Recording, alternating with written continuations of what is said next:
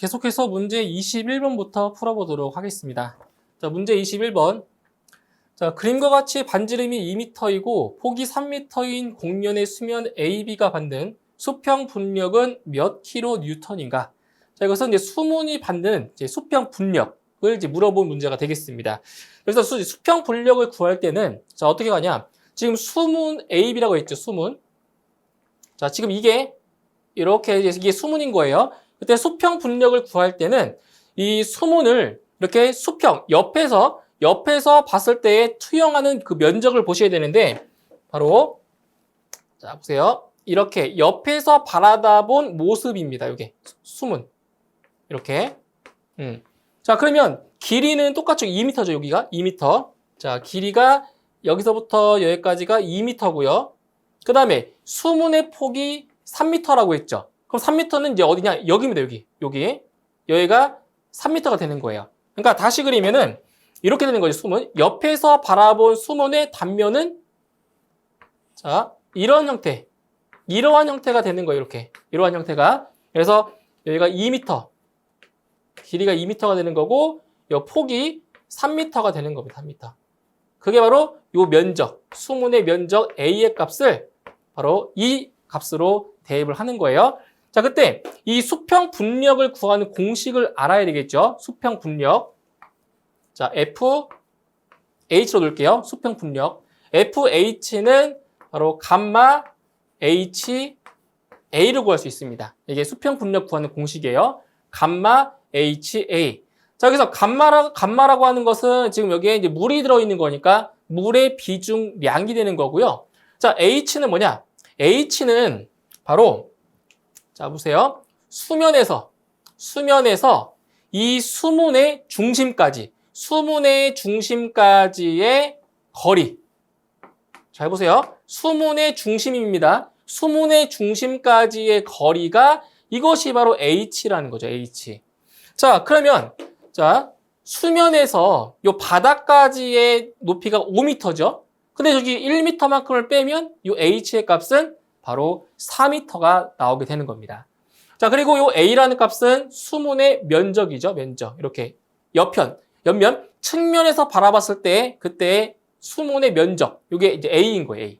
자, 그러면 자, 물의 비중량. 근데 지금 수평 분력의 단위가 킬로뉴턴이기 때문에 물의 비중량도 킬로뉴턴 단위로 쓸 거예요. 그러면 9.8 킬로뉴턴 퍼 세제곱미터가 되겠죠. 그렇죠? 예, 물의 비중량. 자, 곱하기 H는 몇 미터라고요? H는 4m. 그래서 4m를 곱해주고요. 그 다음에 A는 측면에서 바라봤을 때 그때의 수문의 면적입니다. 수문의 면적.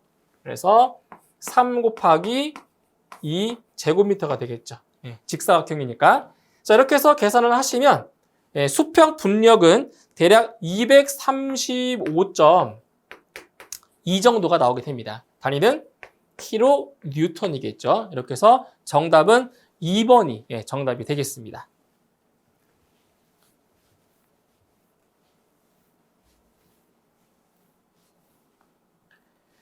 자, 다음 문제 22번.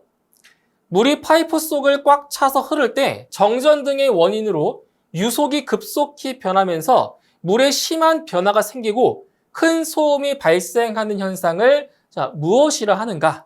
자, 보세요. 이거는 이제 펌프에서 발생하는 그 현상 중에 하나인데 자, 물이 파이프 속을 꽉 차서 흐를 때 그러니까 파이프 속에 물이 흐른다는 얘기는 펌프가 동작을 하고 있는 거죠. 물 펌프가. 그런데 자, 정전등의 원인으로 그 정전이 되면은 펌프가 중단되겠죠. 가동이. 중단되면 어떻게 되겠어요? 갑자기 물이 멈추면서 유속이 변하면서 뭐가 되는 거예요? 물에 심한 변화가 생기고 자, 큰 소음이 발생한다. 그때 바로 이 배관을 물이 때리는 거예요. 때리는 거. 물이 때린다고. 그래서 이것을 워터 해머링이라고 하죠. 워터 해머링 또는 워터 해머. 그래서 이러한 현상은 바로 수격작용이라고 합니다. 수격작용. 워터 해머. 그래서 정답은 2번. 수격작용이 정답이 되겠습니다. 자, 다음 23번. 직경이 10cm인 배관에 분당 2.4 세제곱미터로 물이 정상류로 흐르고 있을 때 물의 평균 유속은 약 몇 미터 퍼 세크인가? 자, 이 문제는 상당히 쉬운 문제가 되겠죠. 바로 최적 유량을 이용해서, 최적 유량 구하는 식을 이용해서 바로 평균 유속을 구할 수가 있습니다. 자, 보시면 지금 배관에 분당 2.4 세제곱미터의 물이 흐른다라고 했죠. 그래서 이거는 최적 유량을 이용하시면 됩니다. 최적 유량 Q는 바로 배관의 단면적 곱하기 유속으로 구할 수가 있죠. 유속으로. 자, 근데 여기서 배관의 단면적은 이제 원형이니까 4분의 파이 곱하기 d제곱이고요. 여기에다가 유속을 곱하는 거예요. 현재 문제에서는 평균 유속을 구하는 거니까 V는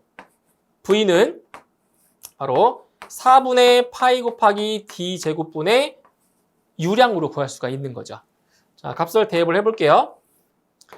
4분의 파이 곱하기 지금 직경이 10cm라고 했죠? 근데 지금 단위가 센티미터 단위가 아니고 미터 단위로 바꾸셔야 됩니다. 그래서 10cm는 0.1m인 거죠. 0.1m의 제곱 분의 그 다음 유량인데 이 최적 유량의 단위도 잘 보셔야 돼요. 최적 유량의 단위가 뭐냐? 바로 세제곱미터 퍼 세크입니다. 세크. 그런데 문제에서 나온 값은 미닛. 분으로 나와 있죠. 그래서 이 분을 초로 바꾸셔야 돼요. 자, 그럼 어떻게 바꾸냐? 2.4 세제곱미터 퍼 나눠주는 거죠. 1분은 몇 초? 60초. 그러니까 60초로 나눠주면 됩니다. 2.4 나누기 60 해주시면 돼요. 자, 이렇게 해서 계산하시게 되면 평균 유속은 대략 5.09 정도가 돼요. 5.09 단위는 미터 퍼 세크. 그래서 5.09와 가까운 5.1이 정답이 되겠죠. 정답 2번이 되겠습니다. 정답 2번.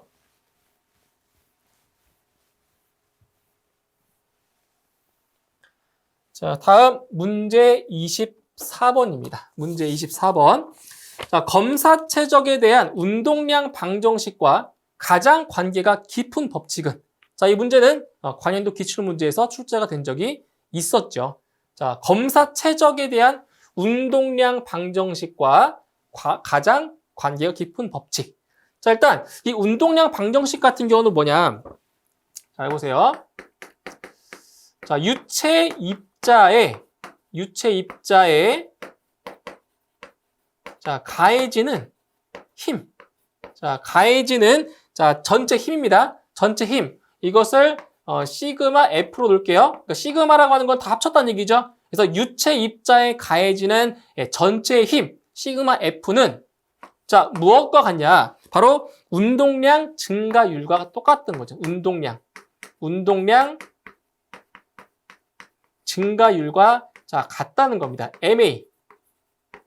그래서 우리가 알고 있는 건 뭐냐? F는 MA라는 식이 있죠. F는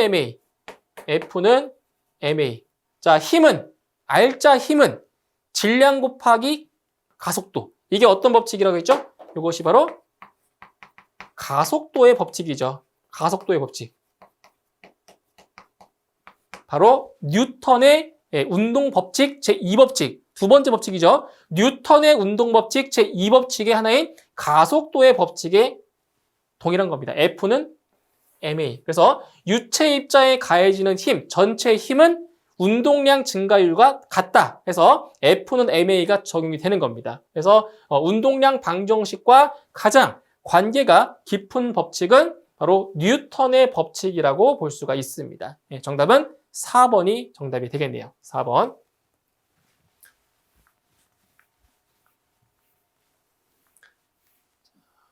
자, 다음 25번.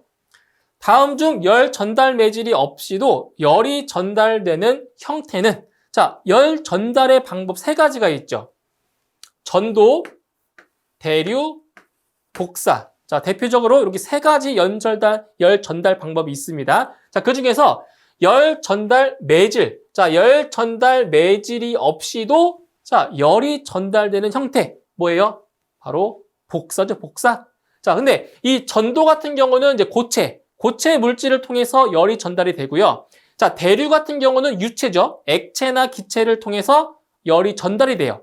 하지만 이 복사 같은 경우는 매질이 없이도 열이 전달이 되는 거죠. 한 가지 예를 들면 예, 난로 앞에 우리 있으면 뜨거운 걸 느낄 수 있죠. 그것이 바로 대표적인 복사라고 볼 수 있습니다. 난로 앞에 있으면 뜨거워지는 것. 그래서 열 전달 매질이 없이도 열이 전달되는 형태는 뭐다? 예, 복사가 되는 겁니다. 정답 3번입니다. 복사. 자, 다음 문제 26번. 자, 유체에 관한 설명으로 틀린 것은 유체에 대한 설명 중에서 잘못된 것 하나 고르시면 되겠습니다. 자, 1번. 실제 유체는 유동할 때 마찰로 인한 손실이 생긴다. 자, 마찰로 인한 손실이 생긴다. 어떤 유체가요? 실제 유체가. 그러니까 여기서 실제 유체와 반대가 되는 유체가 뭐죠? 실제 유체와 반대가 되는 것. 바로 이상 유체. 자, 말 그대로 이상적인 유체입니다. 이상적인, 말도 안 되는 유체라는 얘기죠. 이상적인 유체. 실제 유체는 말이 되는 유체죠. 실질적으로 있는 유체. 그래서 실제 유체는 유동할 때 뭐가 생겨요? 마찰이 생기죠. 마찰이 없는 유체가 어디 있어요? 마찰이 생기죠. 그래서 실제 유체는 유동할 때 마찰로 인한 손실이 생긴다. 맞는 거죠? 이것은 맞습니다. 다음 2번. 이상 유체는 높은 압력에서 밀도가 변화하는 유체다? 아닙니다. 이상적인 유체는 밀도가 변화하지 않죠? 밀도 변화 없습니다. 그래서 2번이 틀렸네요. 2번 틀렸어요. 3번. 유체에 압력을 가하면 최적이 줄어드는 유체는 뭐다? 압축성 유체다. 압축이 가능하다는 거죠. 그렇죠? 압력을 가했을 때 최적이 줄어든다. 압축되는 거죠. 압축성 유체이다. 맞는 거고요.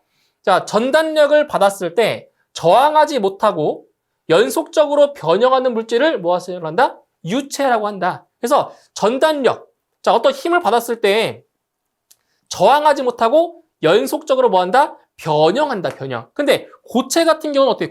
고체는 우리가 힘을 주면 멈추잖아요. 그런데 이 유체, 즉 액체나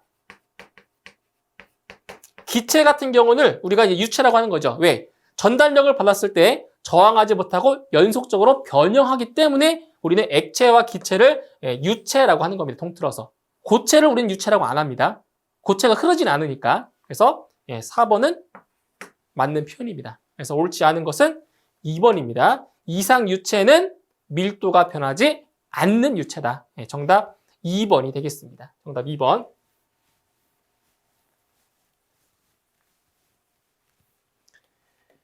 자, 다음 문제 27번. 글로브 밸브에 의한 손실을 지름이 15cm이고 관 마찰 계수가 0.025의 관의 길이로 환산한다면 상당 길이는 몇 미터인가? 단 글로브 밸브의 부차적 손실 계수는 6이라고 했습니다. 자, 이 문제도 공식 하나만 알고 있으면 아주 간단하게 계산할 수가 있는 그러한 문제죠. 자, 지금 문제에서 무엇을 구하는 거냐? 바로 상당 길이 또는 상당관 길이를 구하는 거죠. 공식 L2는 F분의 K 곱하기 T다. 이거죠. 이게 바로 뭐예요? 상당관 길이를 구하는 공식입니다. 자, 문제의 조건들이 다 나와 있어요. 대입만 하시면 됩니다. 자, 먼저 F는 관 마찰 계수를 뜻하죠. 0.025 대입하시면 되고요. 그 다음 K가 바로 부차적 손실 계수죠. 6 곱하기 자 D는 바로 지름이죠. 지름 15cm니까 이것을 미터로 환산시키면 얼마다? 0.15m다. 이렇게 미터로 환산하셔야 됩니다. 왜냐면 지금 상당 길이가 단위가 미터니까. 그렇죠? 그래서 계산해 주시게 되면 상당관 길이는 36m, 정확하게 36m가 나오게 됩니다. 정답 3번에 있네요. 정답 3번.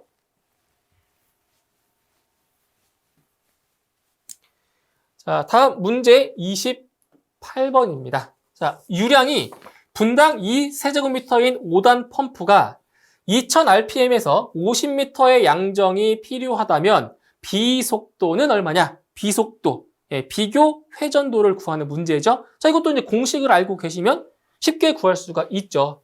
그죠? 네. 자, 지금 비속도를 구하는 거예요. 비속도 이제 NS, 비속도 NS는 N 곱하기, 자, 공식이니까 암기하셔야 됩니다. N 곱하기 N분의, 스몰 n입니다. N분의 H의 몇 승이냐? 4분의 3제곱입니다. 4분의 3제곱. 이거를 0.75.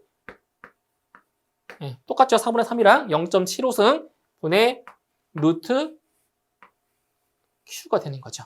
자, 이게 비속도 구하는 공식이에요. 반드시 암기하셔야 돼요, 이거. 공식. 자, 그럼 이제 문제 다 나왔잖아요. 조건들이. 대입만 하시면 돼요. 공식만 암기하고 이 공식에 대입만 하면 그냥 답이 구해진다 이거죠. 자, 먼저 요 n이라고 하는 값은 뭐냐? 바로 회전수죠. 얼마예요? 2000rpm. 자, 2000rpm 회전수입니다. 곱하기 자, 요 n이라고 하는 게 뭐냐? n이 바로 단수예요, 단수. 지금 몇 단이라고 했어요? 펌프가 5단이라고 했죠? 그러니까 여기 스몰 n에 대입할 수 있는 값은 5를 대입하시면 됩니다. 5단이니까. 그리고 h는 양정이에요. 몇 미터? 50m. 그래서 50m. 자, 이것에 0.75제곱입니다. 4분의 3승. 그리고 루트.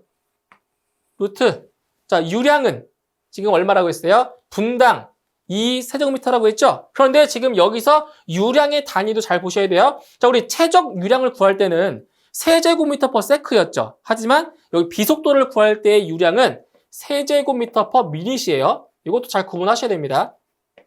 미닛. 예. 그래서 그대로 대입하시면 돼요. 2를. 2 세제곱미터 퍼 미닛. 예. 단위가 정확히 무엇인지까지도 알고 계셔야 됩니다. 괜히 여기를 60으로 나누면 안 돼요. 이렇게 해서 계산하시게 되면 비속도는 대략적으로 한 503 정도가 나옵니다. 503. 단위는 여기 있는 단위들이 다 들어가요. 그래서 단위가 이렇게 나와 있죠. 단위. 그래서 정답은 2번 503 정답이 되겠습니다. 정답은 2번입니다.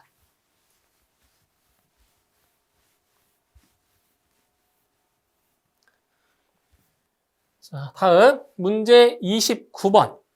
자, 부자의 오르내림에 의해서 배관 내의 유량을 측정하는 기구의 명칭은 부자, 플로트, 플롯의 오르내림에 의해서 배관 내의 유량을 측정한다. 뭐 배관 내의 유량도 측정할 수 있고 그리고 유속도 측정할 수가 있습니다. 바로 여기 있는 2번에 있는 로터미터 또는 로타미터가 정답이 되는 거죠. 부자의 오르내림에 의해서 유량을 측정하는 기기 뭐라고요? 로터미터가 되겠습니다. 정답 2번입니다. 2번. 그건 암기하시면 돼요. 이런 것들은.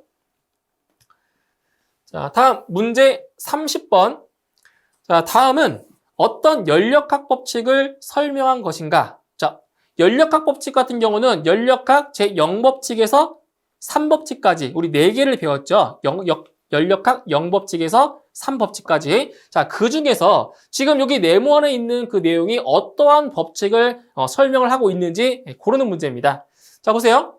열은 고온 열원에서 저온의 물체로 이동하나 반대로 스스로 돌아갈 수 없는 비가역 변화이다. 당연한 거죠. 자, 열은 고온에서 저온으로 이동하죠. 그러니까 따뜻한 물에서 차가운 물로 이동하잖아요.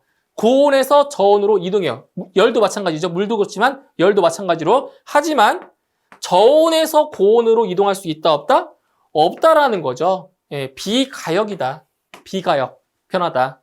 자, 이것을 설명한 법칙이 몇 법칙이에요? 바로 연력학 제2법칙에서 설명하고 있는 거죠. 그렇죠? 그래서 열은 고온에서 저온으로는 이동할 수 있으나 저온에서 고온으로는 이동할 수 없는 비가역 변화이다.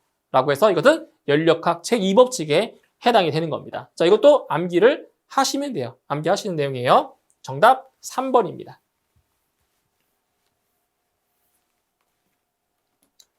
자, 다음 31번.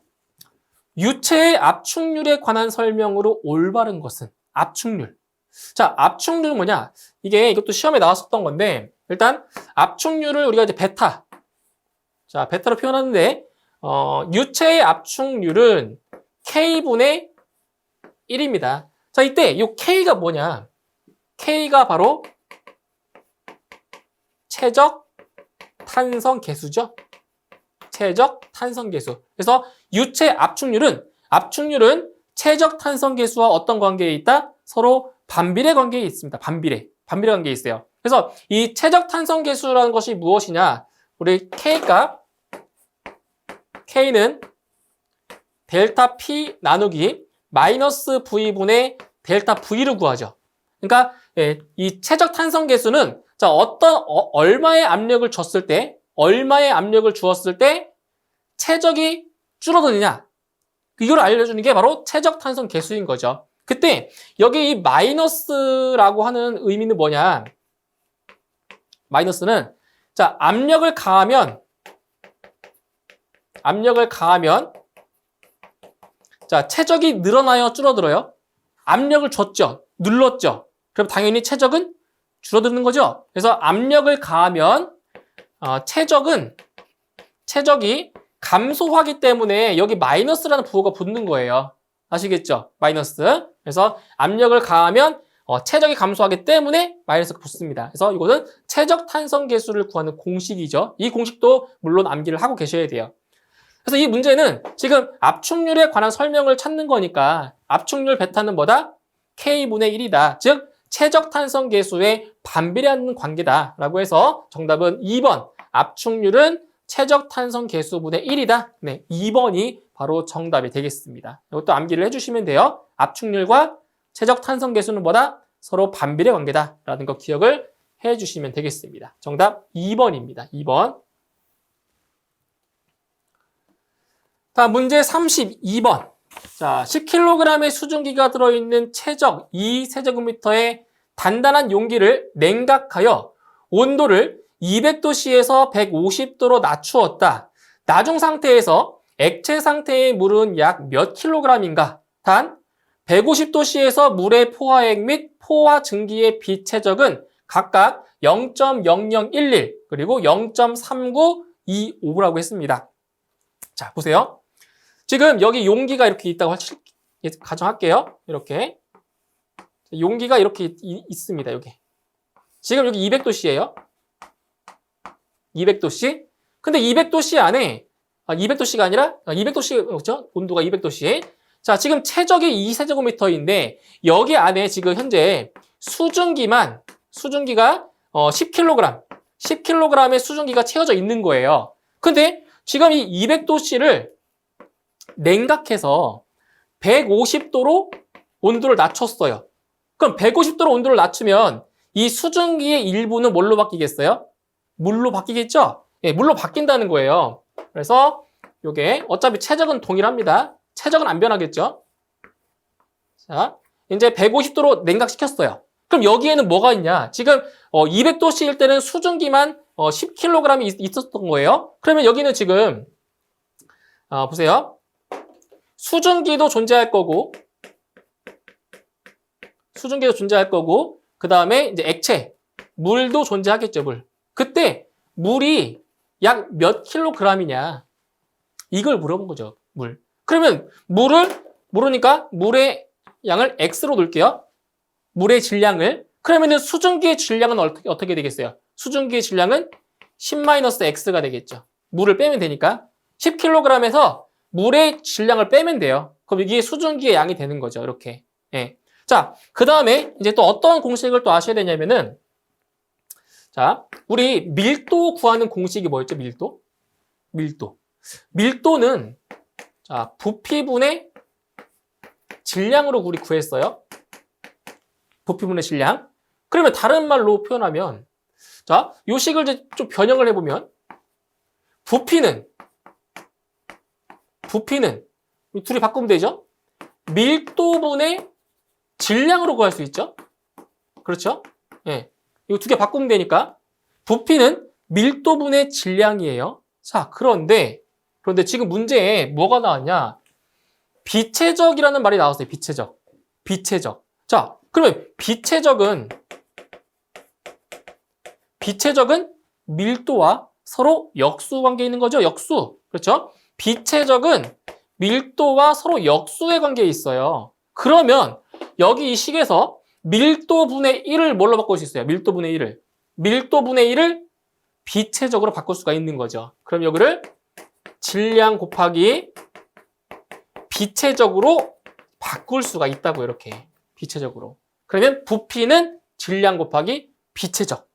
자, 이 식을 이용해서 우리는 이 관계식을 이용해서 식을 하나 만들 수가 있어요. 자, 지금 이 용기 이 용기의 최적이 지금 얼마예요? 2세제곱미터죠? 자, 그럼 잘 보세요. 부피는 여기 지금 수증기도 있고 물도 있잖아요. 수증기도 있고 물도 있죠. 근데 지금 물의 질량이 얼마예요, 지금? X킬로그램.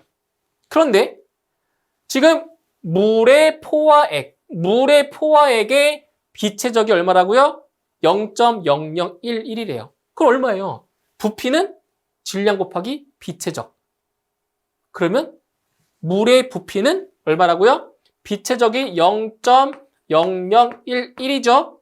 그리고 질량은 X죠. 그러면 X. 이렇게. 그럼 이건 뭐예요, 이건? 이것은 물의 부피죠. 물의 부피. 자, 플러스.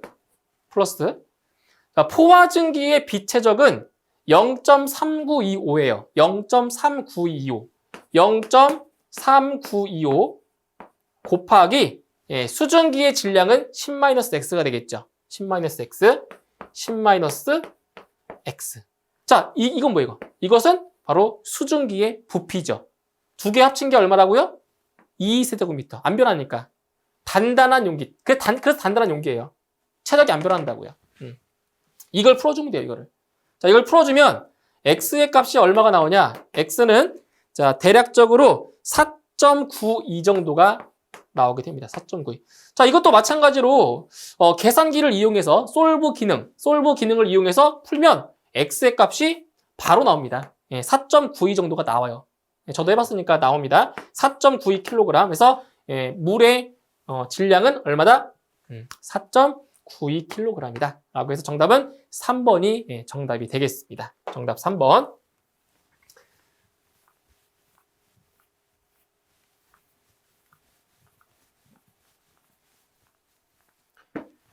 자, 다음 문제 33번. 자, 직경 20cm의 소화용 호스에 물이 392N/s로 흐른다. 이때의 평균 유속은? 자, 평균 유속 구하는 게 또 나왔네요. 자, 그런데 지금 물이 얼마큼 흐르냐면 초당 392N이래요. 뉴턴. 자, 우리 이런 것도 봤었죠. 예를 들어서 kg/s. 이것도 봤었죠, 이런 단위. 이거는 뭐냐면 자, 킬로그램은 질량의 단위죠? 질량의 단위. 그래서 이거는 질량 유량이에요. 질량 유량. 저기는 뉴턴 퍼 세크입니다. 뉴턴 퍼 세크는 얘는 중량이죠, 중량. 그러니까 킬로그램에다가 9.8을 곱한 게 뉴턴이 되는 거잖아요. 그래서 이것은 중량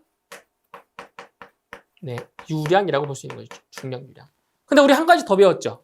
뭐 배웠었냐면 세제곱미터 퍼 세크. 이것은 뭐였어요? 이것은 최적 유량이었죠? 이 세 가지. 그죠?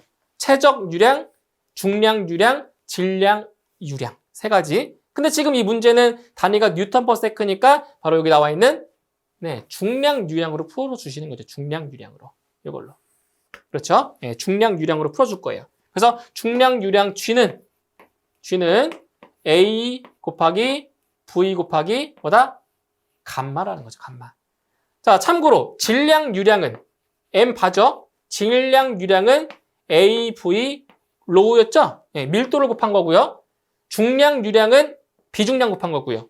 그럼 최적 유량은 뭐였어요? Q는 A 곱하기 V였죠. 그러니까 여기까지 A 곱하기 V는 똑같아요. 여기까지는 똑같아요. 밀도를 곱하면 질량 유량인 거고요. 감마를 곱하면 비중량을 곱하면 중량 유량, 그리고 아무것도 안 곱한 게 최적 유량인 거죠. 그래서 이 중량 유량을 이용해서 바로 평균 유속을 한번 구해 볼게요. 자, G는 AV 감마. 바로 V가 평균 유속이죠. 유속. 자, 그러면 V는 A 곱하기 감마 분의 자, G로 구할 수가 있겠네요. 그러면 A는 바로 배관의 단면적인데 지금 직경, 호스의 직경이 20cm죠? 그럼 단면적은 얼마냐? 4분의 파이 곱하기 20cm면 0.2m죠. 0.2m의 제곱이고요. 자, 곱하기 자, 감마는 뭐다? 감마는 물의 비중량이다라는 거죠. 바로 9,800 뉴턴 퍼 세제곱미터. 그리고 자, 중량 유량 392 뉴턴 퍼 세크. 이렇게 놓으시는 거예요. 네. 이렇게 해서 계산을 하시게 되면 자, 이 값이 얼마가 나오냐? 이 값이 대략적으로 1.27 정도 되겠네요. 1.27 단위는 미터 퍼 세크. 이렇게 해서 4번이 정답이 되겠습니다. 4번. 이렇게 해서 이제 최적 유량도 있고요. 그다음 중량, 질량 다 구분하셔가지고 암기를 하시면 돼요. 단위를 공식을 암기해서 대입해서 풀어주시면 되겠습니다. 자, 그다음 34번 문제. 자, 직경 5cm에 관해 5m/s의 물이 흐른다. 관 마찰 계수가 0.025일 때 관의 길이가 100m라면 관 내의 압력 강하는 몇 kPa인가? 단 물의 밀도는 1000kg/세제곱미터라고 했습니다. 자, 지금 이 문제 같은 경우는 문제에 나온 단서들을 좀 보세요. 단서. 자, 직경이 나왔고요. 유속 나왔죠? 그 다음 관 마찰 계수 나왔고요. 관 길이. 그때 압력 강하는 얼마냐? 이걸 딱 보면 이 조건들만 딱 봐도 공식이 떠올라야 돼요. 바로 달시-바이스-바이식이 떠올라야 되죠. 자, 보세요. H는 지금 압력 강하를 구하는 거니까 감마분의 델타 P죠. H는 감마분의 델타 P. 자, 이것은 EGD분의 F의 V제곱이죠. 바로 달시-바이스-바이식을 이용해서 압력 강을 구할 수 있어요. 바로 어디를 이용할 거냐면 이만큼을 이용하지 이만큼. 여기를 이용해줘야 돼요. 자, 우리가 구하는 거는 뭐다? 압력 강화, 델타 P를 구하는 겁니다. 자, 그럼 식을 좀 변형해 볼게요. 델타 P는 자, 양쪽 변에다가 곱하는 거예요. 이거를 비중량을 곱해 주시면 돼요. 감마 곱하기 EGD분의 F의 V제곱 이렇게 됩니다. 이거 델타 P를 구하는 거니까. 자, 그러면 자, 감마는 이제 물의 비중량이니까 9.8 kN per 세제곱미터고요. 곱하기 자, 하나씩 대입해 볼게요. 2 곱하기 자, G는 중력 가속도입니다. 9.8 m/s 제곱 곱하기 자, T는 직경 5cm니까 미터로 환산하면 0.05m가 되겠죠? 0.05m. 그 다음에 F는 관 마찰 계수 0.025 곱하기 자, L은 관의 길이 몇 미터? 100m. 그리고 V는 속도입니다. 속도 5m/s. 그러면 5m/s를 제곱을 해줘야 돼요. 제곱. 이렇게 하시면 돼요. 자, 그리고 계산의 편의성을 위해서 9.8이라는 값은 약분이 가능하죠? 이렇게. 남아있는 값들만 이제 계산기로 계산하시면 되겠습니다. 그러면, 자, 압력 강화가 얼마가 나오냐? 압력 강화가 625가 돼요. 625가 되고요. 단위는 kN per 제곱미터로 나옵니다. 단위가. 이거 단위를 다 계산해보면 이렇게 나와요. 이렇게. kN per 제곱미터. 그런데 지금 문제에서 구하는 단위가 킬로파스칼이죠. 킬로파스칼. 그런데 여기서 kN per 제곱미터가 이게 무슨 단위예요? 바로 압력의 단위죠. 단위 면적당 가해지는 힘이니까 똑같습니다. 625 킬로파스칼. 그래서 정답은 4번에 625가 정답이 되겠습니다. 625.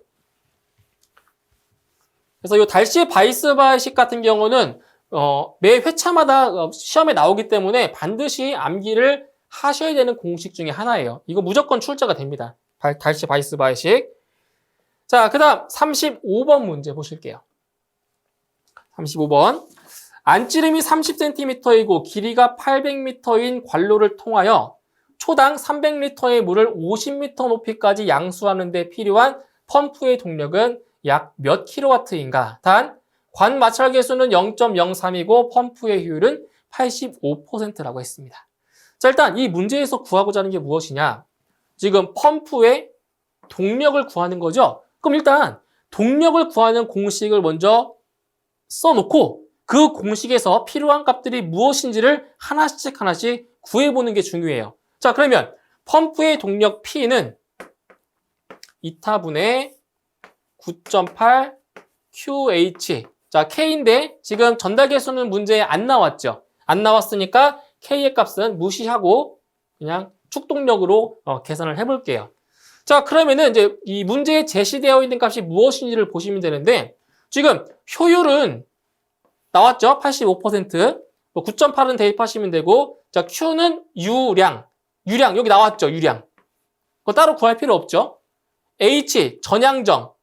자, 전향정이 지금 높이가 실향적인 50m인데, 자, 무엇도 구해야 되냐면은 요 H에다가는 실향정도 있지만 바로 마찰 손실 수도까지 더해줘야 돼요. 예, 마찰. 왜냐면 지금 문제에 나온 단서가 이렇게 관마찰계수라는 단서가 나왔죠? 이런 거 있기 때문에 손실 수도까지 따로 구하셔야 되는 거죠. 그러면 지금 별도로 구해줘야 될 게 뭐냐? 별도로 구해줄 거는, 자, 일단 유량은 단위를 바꿔줄 거예요. 이따가 단위 바꿔줄 거고요. 그 다음에 마찰 손실 수도만 구하면 바로 동력 구할 수 있습니다. 자, 그럼 보세요. H는 마찰 손실 수도입니다. H는 바로 달시 바이스 바식이 또 나왔죠. 바로 2GD분의 FL, 자, V제곱이다. 이 공식 또 쓰면 돼요. 자, 보세요. 자, 2 곱하기 G는 중력 가속도죠. 9.8 m/s 제곱이고요. 그 다음에, 자, D는 배관의 지름 30cm니까 0.3m. 자, 그리고 관 마찰 계수 0.03이고요. 그리고 관의 길이가 얼마라고 했어요? 관 길이가 800m입니다. 800m. 자, 그리고 자, 문제는 여기입니다. 속도를 자, 제곱해야 되는데 지금 속도를 별도로 또 구하셔야 돼요. 왜냐면 여기 속도를 대입해야 되기 때문에 속도를 따로 구하셔야 되죠. 잘 보세요. 여기다 기억할게요. 자, 속도는 배관의 단면적 4분의 파이 곱하기 d제곱 분의 유량으로 구할 수가 있는 거죠. 자, 그러면 4분의 파이 곱하기, 자, 직경이 30cm니까 0.3m의 제곱이 되겠죠? 그 다음에 유량은 단위가 세제곱미터/s입니다. 근데 지금 300리터로 나왔으니까 세제곱미터로 바꿔주면 0.3 세제곱미터가 될 거고요. 그리고 초는 세크. 그대로 놓으면 되겠네요. 이렇게 해서 계산해 주시면 네, 유속이 대략적으로 4.24 정도가 돼요. 자, 유속을 먼저 구한 다음에 그 다음에 지금 이 손실수도 구하는 거예요. 여기 다 대입해야 되니까. 그래서 여기다 4.24를 대입해 줍니다. 네, 반드시 제곱해 줘야 되는 거고요. 그래서 계산을 해 주시게 되면 네, 손실수도는 대략적으로 73.38 네, 73.38m가 나오게 됩니다. 그러면 이제 손실수도까지 구했으니까 예, 펌프의 동력까지 이제 구할 수가 있는 거예요. 자, 보세요. 일단 효율이 85%니까 0.85 대입하시면 되고요. 그 다음에 9.8 이게 물의 비중량이죠. 9.8 곱하기 유량은 세제곱미터/s입니다. 세제곱미터/s 그러면 0.3 세제곱미터/s 대입하시면 되고요. 그 다음에 양정은 실향정 50m와 좀 전에 구했던 마찰 손실을 더해 주시면 돼요. 그럼 여기에는 50 플러스 73.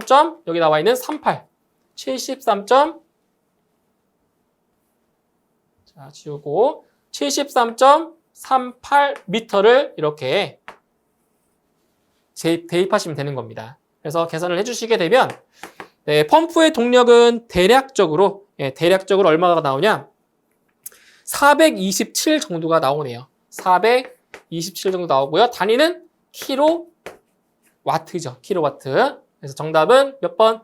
네, 4번에 정답이 있습니다. 자, 이렇게 해서 이 한 문제에도 공식이 지금 여러 가지가 섞여 있죠. 그래서 공식을 다양하게 활용할 수도 있어야 됩니다. 한 개의 공식만 가지고는 문제를 해결할 수가 없는 이러한 문제가 출제되기 때문에 공식을 서로 유기적으로 연결해서 사용할 수가 있는 그러한 연습을 꼭 해주셔야 됩니다. 자, 다음 36번. 자, 펌프로부터 분당 150리터의 소방 용수가 토출되고 있다. 토출 배관의 내경이 65mm일 때 레이놀즈수는 약 얼마인가? 단 물의 점성 계수는 0.001이라고 했습니다. 자, 그럼 먼저 이 문제에서 나온 그 단서들, 조건들이 무엇인지를 먼저 파악을 하시는 거예요. 자, 지금 펌프로부터 분당 150리터의 소방 용수가 토출되고 있대요. 자, 그러면 Q의 값이 150리터 per minute이라는 걸 우리 알고 있는 거고요. 이렇게. 그 다음에 토출 배관의 내경이 65mm다. 그럼 T는 자 미터로 아예 바꿔볼게요. 65mm니까 0.065m라고요. 미터로 아예 바꿀 거예요. 그 다음에 물의 점성계수. 점성계수 뮤죠, 뮤. 자, 뮤가 0.001 kg per 미터 세크래요. 이렇게. 그런데 구하고자 하는 게 뭐를 구하는 거라고요? 레이놀즈수를 구하래요.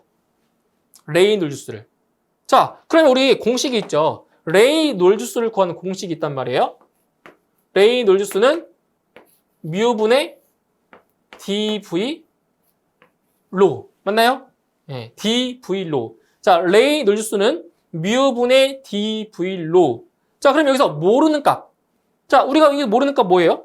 지금 점성계수 나와 있죠. 여기 나와 있죠, 점성계수. 그 다음에 직경. 여기 나와 있죠, 직경. 이건 밀도. 밀도는 물의 밀도 우리 알고 있어요. 천이란 값 알고 있고, 밀도는. 그럼 뭐냐? 바로 속도. 네, 유속만 알면 레이놀즈수 구할 수 있잖아요. 이 속도만 알면, 유속만 알면. 자, 그러면 여기서 바로 구해보도록 하죠. 자, V는 유속 V는 4분의 파이 곱하기 D 제곱분의 유량이죠. 유량. 자, 그러면 4분의 파이 곱하기 직경이 0.065m예요. 그러면 0.065의 제곱이 되고요. 자, 유량의 단위는 뭐라고요? 세제곱 미터 퍼 세크. 세제곱 미터 퍼 세크. 바꿔야 되겠네요, 단위. 그러면 0.15 세제곱미터가 되고요. 자, V는 60초로 바뀌겠네요. 이렇게 바꿔서 계산하셔야 되는 거예요. 그래서 계산해 주시게 되면 자, 유속이 얼마 나오냐? 대략적으로 0.75 정도 되네요. 0.75 미터 퍼 세크. 이렇게. 그럼 여기 있는 유속을 어디에? 여기에다가 대입을 하시면 돼요. 자, 같이 대입을 해볼게요. 자, 먼저 점성계수는 문제에 나왔죠. 0.001이래요. 0.001 단위까지 이렇게 써보죠. 연습 삼아서 킬로그램 퍼 미터 세크 점성계수 대입했고요. 그 다음에 자 D는 직경이니까 0.065 미터 곱하기 유속은 0.75 제곱 곱하기 제곱 아니죠? 그냥 V니까 그냥 V예요. 그 다음에 로우는 뭐예요? 로우는 물의 밀도죠. 물의 밀도 1000 킬로그램 퍼 세제곱미터. 맞나요? 부피분의 질량이니까. 자, 이걸 계산하시는 거예요, 이거를. 이걸 계산하시게 되면, 자, 레이놀즈수가 얼마 나오냐? 대략적으로 49,000 정도가 나옵니다. 그리고 이 레이놀즈수 같은 경우는 단위가 없는 무차원수죠? 그냥 49,000이 정답이 되는 거죠. 정답 3번이 정답이 되겠습니다. 3번.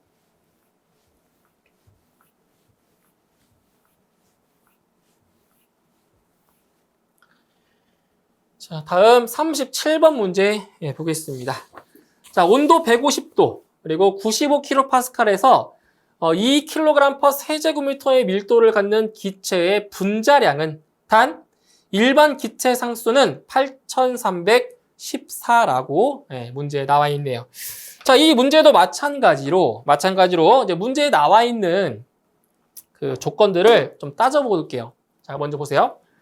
온도가 150도라고 했죠. 그런데 지금 이 문제 같은 경우는 분자량을 구하는 거기 때문에 섭씨 온도가 아닌 절대 온도로 구해볼 거예요. 절대 온도 T는 273 플러스 섭씨 온도 150이 되겠죠? 150. 단위는 켈빈이고요. 그 다음에 압력 P는 95kPa이에요. 그러니까 이러한 조건들을 한번 다 써보는 거예요. 어떠한 공식이 이용돼야 되는지 알아야 되니까. 자, 밀도죠, 밀도. 밀도는 2kg per 세제곱미터고요. 그 다음에 일반 기체상수 R은 8314 줄 per 킬로몰 켈빈이라고 했네요. 이렇게. 그때 무엇을 구해라? 분자량 M을 구해라. 이런 거죠, M. 근데 딱 이걸 딱 보면 이제 어떤 공식이 떠오르냐? 바로 이상기체 상태방정식을 이용한 밀도 공식이 떠올라야 돼요. 자, 보세요. 이상기체 상태방정식이 어떤 식이었냐면 PV는 M분의 WRT죠. 그죠? 이게 이상기체 상태방정식입니다. 자, 그런데 지금 문제에 어떤 단서가 나왔냐? 지금 이 식에는 밀도가 없는데 여기 밀도의 값이 나왔어요. 밀도. 그런데 이 밀도는 부피분의 질량이라고 했죠. 부피분의 질량. 바로 V분의 M이에요. V분의 M. 근데 여기 W를 M으로 바꿔볼게요. 질량이니까. M 바꿀게요. 그럼 이 식에서 바로 뭐가 있냐면 부피도 있고요. 질량도 있어요. 질량도. 부피도 있고 질량도 있어요. 그러면 이상기체 상태방정식이 밀도를 구하는 식으로 바뀔 수가 있겠다라고 우리는 생각할 수가 있는 거죠. V분의 M, V분의 M. 이게 밀도니까. 자, 그러면 이 식에서 잘 보세요. 식을 바꿔볼게요. V분의 M은 RT분의 P 곱하기 M이 돼요. 네. 이게 뭐라고요? 이게 밀도예요, 밀도. 그래서 밀도를 구하는 식이 부피분의 질량으로도 구할 수 있지만 바로 밀도는 RT분의 PM으로도 구할 수 있다고요. 이상기체 상태방정식을 이용해서. 자, 그럼 식을 다시 바꿔볼게요. 로는 RT분의 PM이에요. PM. 그때 무엇을 구하는 거라고요? 이 문제에서 구하는 것이 바로 분자량 M의 값을 구하는 게 목적이죠. 기체의 분자량 구하라고 했으니까 M 값을 구하는 거예요. 그러면 이 식을 이제 변형을 해볼게요. 변형. 자, 변형해서 자, M 값을 구하면 M은 뭐가 돼요? M은 P분의 로 곱하기 RT로 바뀌죠. 맞나요? M은 P분의 로 RT가 된다고요. 이 식을 변형하면. 자, 그럼 이제 주어진 값들을 대입을 해볼게요. 주어진 값들을. 자, P 압력이죠? 95kPa. 그런데 여기서 이 kPa를 단위를 바꿀 거예요. 어떻게 바꿀 거냐? 95kPa는 kNm/제곱미터랑 같다라고 했죠? 이렇게 바꿀 거예요. 중량 단위로, 중력 단위로 바꿔줄 겁니다. 그 다음에 밀도. 자, 밀도가 얼마래요? 여기 나와 있죠? 2kg/세제곱미터. 그죠? 2kg/세제곱미터고요. 그 다음에 R은 여기 있죠? 일반 기체 상수. 그런데 지금 단위를 잘 보세요. 여기는 줄이죠, 줄. 여기 뉴턴이죠. 그래서 이 줄을 무엇으로 바꿀 거냐면 줄이 뭐예요? 뉴턴 곱하기 미터랑 같잖아요. 그죠? 뉴턴미터. 줄은 뉴턴미터. 그리고 여기 소수점 8314를 8.314로 바꿔주면 단위가 뭘로 돼요? 킬로뉴턴으로 또 바뀌죠. 맞나요? 8314를 8.314로 바꾸면 킬로뉴턴으로 바뀐다고요. 왜? 여기가 킬로니까. 단위를 맞춰주는 거예요. 그런 과정이 필요한 거예요. 그러면 8.314가 되고요. 킬로뉴턴 곱하기 미터 퍼 그리고 킬로몰 켈빈으로 바뀝니다. 이렇게 바뀌어요. 그리고 이제 뭘 곱해줘요? 절대 온도까지 곱해줘야겠죠? 여기다 곱할게요. 절대 온도가 273 더하기 150도니까 150 켈빈. 이렇게 분자가 이렇게 형성이 되는 거죠. 맞나요? 자, 이렇게 해서 계산하시게 되면 자, 분자량이 얼마 나오냐? 분자량이 대략 74 정도 됩니다. 74. 근데 분자량이 지금 단위가 없는 게 아니에요. 분자량의 단위는 뭐냐? 바로 킬로그램 퍼 킬로몰입니다. 아시겠죠? 1킬로몰에 74kg이라는 거죠. 이게 분자량입니다. 이게 단위예요, 단위. 그래서 정답은 3번에 74가 정답이 되겠습니다. 74.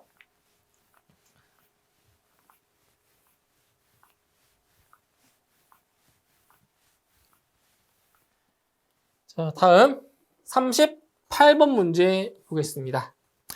자, 그림과 같이 밀폐된 용기 내 공기의 계기 압력은 몇 파스칼인가? 자, 보세요. 지금 여기서 대기압, 지금 여기는 이제 밀폐된 공간이고요. 대기압으로 지금 누르고 있어요. 유체로. 누르고 있어요. 그러면 여기서 보조선을 딱 그어볼게요. 보조선. 여기에 보조선을 이렇게 그으면 지금 여기 이 부분과 여기 있는 부분은 같은 유체죠? 같은 유체이기 때문에 여기는 서로 그냥 평형 상태. 아랫부분은 그냥 평형 상태예요. 근데 지금 여기서 이렇게 유체가 누르고 있죠? 누르고 있는데 여기 지금 공기, 자, 비어있는 이 공기가 누르고 있는 만큼 여기서 견뎌내고 있는 거예요. 즉, 이 공기의 계기 압력이 여기서 누르고 있는 이만큼에 해당하는 압력이 여기에 존재하는 거죠. 근데 만약에 이 압력이 점점 세진다. 물을 더 집어넣으면 어떻게 되겠어요? 당연히 이 층이 위로 올라가겠죠. 그렇겠죠? 네. 그러니까 이거는 지금 평형 상태, 평형. 지금 물을 이만큼만 채워놓은 상태에서 이 물은 더 이상 안 올라가잖아요. 평형 상태. 그래서 이 공기 안에 있는 그 압력, 계기 압력은 어디에 해당하는? 여기에 해당하는 물의 압력과 동일하다고요. 왜? 아랫부분은 평형이니까 똑같으니까 아래쪽은. 그래서 여기다 보조선을 이렇게 선을 그은 거예요. 이렇게. 다시 말씀드리면 공기 안에 있는 계기 압력은 여기서 누르고 있는 이 유체의 압력과 동일하다는 거죠. 그래서 이 높이를 먼저 구해보면 자 1.5m죠. 0.3m죠. 그럼 빼면 얼마가 돼요? 빼면 여기서부터 여기까지는 자 높이가 얼마냐? 바로 1.2m가 되는 거죠. 자 그럼 이게 왜 높이를 왜 구했냐? 바로 압력을 구해야 되니까. 압력. P는 감마 H. 우리가 배웠죠? P는 감마 H. 그래서 요 감마라고 하는 건 뭐예요? 감마. 감마는 지금 이게 물이니까, 이 물이에요, 지금 물. 딱 별도로 말이 없으니까. 자, 물이니까 바로 물의 비중량을 대입하는 거예요. 그런데 지금 단위가 뭐예요? 단위가 파스칼. 킬로파스칼이면 킬로뉴턴으로 대입하면 되는데 단위가 파스칼, 즉 뉴턴. 요게 뉴턴 퍼 제곱미터잖아요, 단위가. 예, 그렇기 때문에 요 비중량에는 9.8 아니고 9,800으로 대입하시면 돼요. 뉴턴 퍼 제곱미터로. 이렇게. 나중에 바꿀 필요 없잖아요, 이렇게 해놓으면. 자, 곱하기, 그 다음 높이가 얼마라고요? 1.2m죠. 1.2m. 네, 이렇게 곱해줍니다. 그러면, 자, 공기층의 계기 압력은 얼마냐? 11,760 정도가 나옵니다. 단위는 뉴턴 퍼 얼마가 되죠? 아니 세제곱, 여기 세제곱이죠? 세제곱미터니까 뉴턴 퍼 제곱미터가 되는 거죠. 이렇게 압력의 단위, 압력. 그래서 결과가 11,760 파스칼이라는 단위가 나오게 되는 겁니다. 네. 그래서 정답은 몇 번? 3번에 네, 정답이 있죠.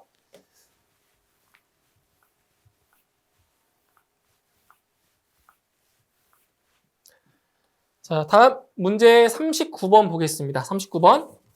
자, 지름이 150mm인 원관에 비중이 0.85, 동점성 계수가 1.33 곱하기 10의 마이너스 4승인 기름이 0.01 세제곱미터 퍼 세크의 유량으로 흐르고 있다.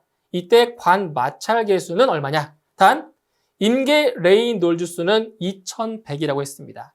자, 이 문제도 마찬가지로 문제에 나와 있는 조건들을 하나씩 나열을 해보는 연습을 해볼게요. 자, 보세요. 지름이 나왔죠, 지름. 지름이 150mm래요. 그럼 이제 미터로 환산시키면 0.15m가 되겠죠? 미터로 바꿔주는 거예요. 그 다음에 비중 S는 0.85고요. 그 다음 동점성 계수입니다. 자, 점성 계수는 뮤죠. 근데 동점성 계수는 뭐예요? 뉴입니다, 뉴. 뮤가 아니라 뉴예요, 뉴. 이게 얼마라고요? 1.33 곱하기 10의 마이너스 4승. 단위는 제곱미터 퍼 세크고요. 그 다음에 자 유량은 0.01 세제곱미터 퍼 세크. 그 다음에 레이놀즈 수가 나왔네요. 레이놀즈 수가 얼마래요? 2100이래요. 자, 이렇게 문제의 조건이 이렇게 나왔어요. 그럼 이 조건들을 보고 우리가 어떤 공식을 써야 될지를 우리가 유추해낼 수가 있다는 거예요. 이 값만 딱 보고도. 자, 그럼 뭐냐? 지금 어떤 걸 보실 수가 있냐면 D, 그리고 뮤, 동점성계수, 그 다음에 레이놀즈수. 자, 이 세 개의 단서를 보고 우리는 레이놀즈수를 구하는 공식을 이용할 수가 있겠구나라고 유추해낼 수가 있다라는 거죠. 자, 그러면 레이놀즈수 같은 경우는 공식이, 자, 원래 기본 공식은 뮤 분의 dv 로우죠. 그렇죠? dv 로우 이겁니다. 그런데 지금 문제에 나온 게 점성계수가 나온 게 아닙니다. 점성계수가 나온 게 아니죠. 그죠? 아니죠. 점성계수가 나온 게 아니라 동점성계수가 나왔어요. 이렇게.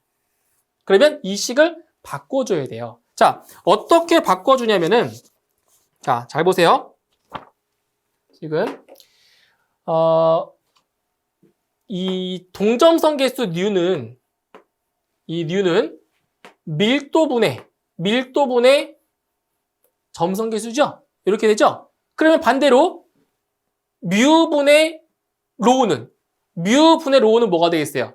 동점성계수 분의 1이 되는 거죠. 즉 무슨 말이냐면 뮤분의 로우가 뭐가 된다고요? 이게 동점성계수 분의 1이 된다고. 1. 그러면 이 식이 어떻게 바뀌냐? 이 식이 뉴분의 dv가 돼요. 이렇게 뉴분의 dv 됐나요? 네, 이렇게 되는 거죠. 이렇게.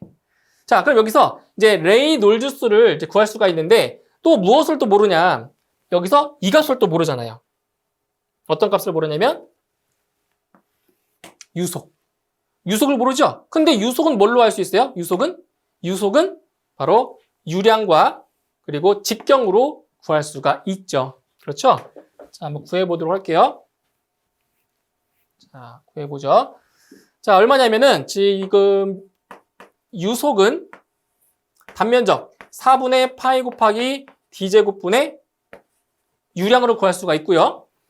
자, 그러면 4분의 파이 곱하기, 자, 지금 직경이 지름이 0.15m니까 0.15의 제곱분의 유량은 여기 있죠. 0.01 이렇게 구할 수가 있습니다. 그러면 유속은, 자, 유속이 얼마가 나오냐?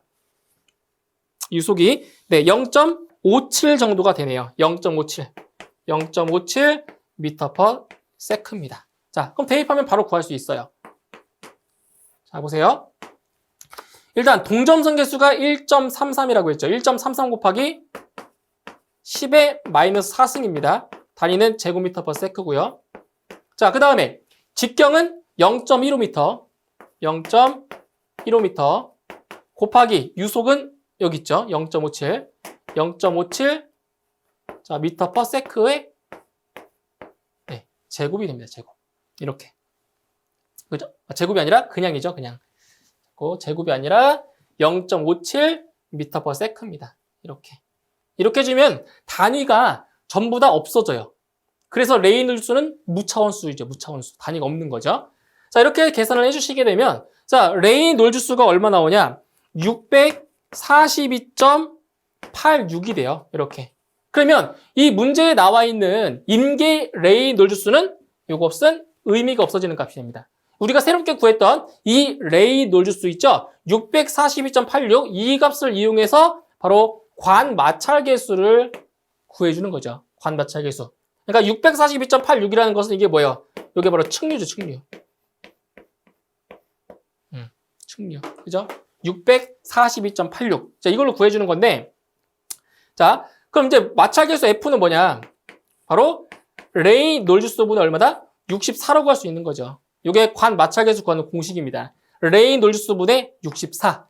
그러면 레이놀즈수가 얼마냐? 여기 구했죠? 642.86분의 64로 구할 수가 있어요. 그러면 이 값은 대략적으로 얼마 나오냐? 0.1 정도가 됩니다. 0.10. 그래서 정답은 1번의 0.1이 정답이 되겠습니다. 0.1.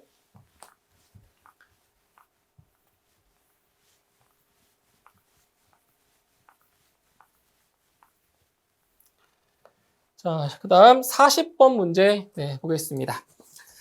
자, 그림과 같은 수조 측면에 구멍이 있다. 이 구멍을 통하여 흐르는 유속은 몇 미터/s인가? 자, 보세요. 이 구멍, 이 수조 측면에 뚫려 있는 이 구멍으로 통해서 흐르는 네, 물의 속도는 얼마인지를 물어봤어요. 유속. 자, 이거는 바로 토리첼리식을 알면 쉽게 구할 수가 있죠. 토리첼리식입니다. V는 루트 2GH. 뭐 때에 따라서 여기에 뭐 C를 곱할 수도 있어요. 예, 개수, 유량 개수를 곱할 수 있는데 일반적인 경우는 예, C 값은 적용을 안 하죠. 예. 자, 그럼 루트 2 곱하기 G는 9.8 m/s 제곱 중력 가속도예요. 그리고 H는 바로 수면에서 여기 이 구멍의 중심까지입니다. 중심. 구멍의 중심까지의 수직거리입니다. 몇 미터? 5m인 거죠, 5m. 그래서 5m를 곱해주시면 돼요. 그래서 계산해 주시게 되면 유속은 대략적으로 9.9 정도가 나오네요. 9.9 m/s. 자, 이렇게 해서 정답은 4번이 정답이 되겠습니다.